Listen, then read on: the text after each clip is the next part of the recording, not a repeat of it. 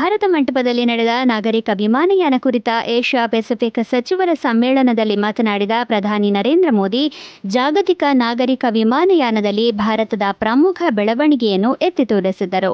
ವಿವಿಧ ನೀತಿ ಸುಧಾರಣೆಗಳು ಮತ್ತು ಮೂಲಸೌಕರ್ಯ ಅಭಿವೃದ್ಧಿಗಳ ಮೂಲಕ ಸಂಪರ್ಕವನ್ನು ಹೆಚ್ಚಿಸಲು ಉದ್ದೇಶಿಸಿರುವ ಕೇಂದ್ರ ಸರ್ಕಾರದ ಉಡಾನ್ ಯೋಜನೆಯ ಬಗ್ಗೆ ಪ್ರಸ್ತಾಪಿಸಿದ ಅವರು, ಈಗ ಸಾಮಾನ್ಯ ನಾಗರಿಕರು ಕೂಡ ವಿಮಾನ ಪ್ರಯಾಣವನ್ನು ಹೆಚ್ಚಾಗಿ ಬಳಸುತ್ತಿದ್ದಾರೆ ಎಂದು ಒತ್ತಿ ಹೇಳಿದರು.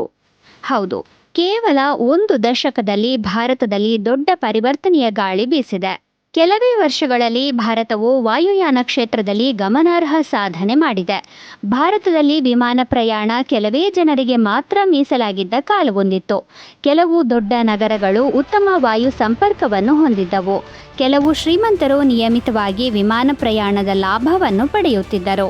ಆದರೆ ಇವತ್ತು ಭಾರತದ ಪರಿಸ್ಥಿತಿ ಸಂಪೂರ್ಣವಾಗಿ ಬದಲಾಗಿದೆ. ಇಂದು 2 ಮತ್ತು 3ನೇ ಶ್ರೇಣಿಯ ನಗರಗಳ ನಾಗರಿಕರು ಕೂಡ ತಮ್ಮ ನಗರಗಳಿಂದ ವಾಯುಯಾನ ಕೈಗೊಳ್ತಾ ಇದ್ದಾರೆ. ಇದಕ್ಕಾಗಿ ಹಲವಾರು ಉಪಕ್ರಮಗಳನ್ನು ಕೈಗೊಳ್ಳಲಾಗಿದೆ, ನೀತಿ ಬದಲಾವಣೆಗಳನ್ನು ಮಾಡಲಾಗಿದೆ ಮತ್ತು ವ್ಯವಸ್ಥೆಗಳನ್ನು ಅಭಿವೃದ್ಧಿಪಡಿಸಲಾಗಿದೆ. ವಾಯುಯಾನವು ಭಾರತದ ಸಣ್ಣ ನಗರಗಳು ಮತ್ತು ಕೆಳ ಮಧ್ಯಮ ವರ್ಗವನ್ನು ತಲುಪಿದೆ. ಕೇಂದ್ರದ ಉಡಾನ್ ಯೋಜನೆಯಡಿ ಇದುವರೆಗೆ 14 ಮಿಲಿಯನ್ ಪ್ರಯಾಣಿಕರು ಪ್ರಯಾಣಿಸಿದ್ದಾರೆ. ಇವರಲ್ಲಿ ಲಕ್ಷಗಟ್ಟಲೆ ಜನರು ಮೊದಲ ಬಾರಿಗೆ ವಿಮಾನದ ಒಳಹೊಕ್ಕವರು. ಕಳೆದ 10 ವರ್ಷಗಳಲ್ಲಿ ಭಾರತದಲ್ಲಿ ವಿಮಾನ ನಿಲ್ದಾಣಗಳ ಸಂಖ್ಯೆ ದ್ವಿಗುಣಗೊಂಡಿದೆ. ಇದಲ್ಲದೆ ಭಾರತೀಯ ವಿಮಾನಯಾನ ಸಂಸ್ಥೆಗಳು 1200ಕ್ಕೂ ಹೆಚ್ಚು ಹೊಸ ವಿಮಾನಗಳನ್ನು ಆರ್ಡರ್ ಮಾಡಿವೆ ಎಂದು ಪ್ರಧಾನಿ ಮೋದಿ ಹೇಳಿದ್ದಾರೆ. International air transportation association IATA the ಮಾಹಿತಿಯ ಪ್ರಕಾರ ಭಾರತವು 2024ರ ಅಂತ್ಯದ ವೇಳೆಗೆ 3ನೇ ಅತಿ ದೊಡ್ಡ ವಾಯುಯಾನ ಮಾರುಕಟ್ಟೆಯಾಗುವ ಹಾದಿಯಲ್ಲಿದೆ.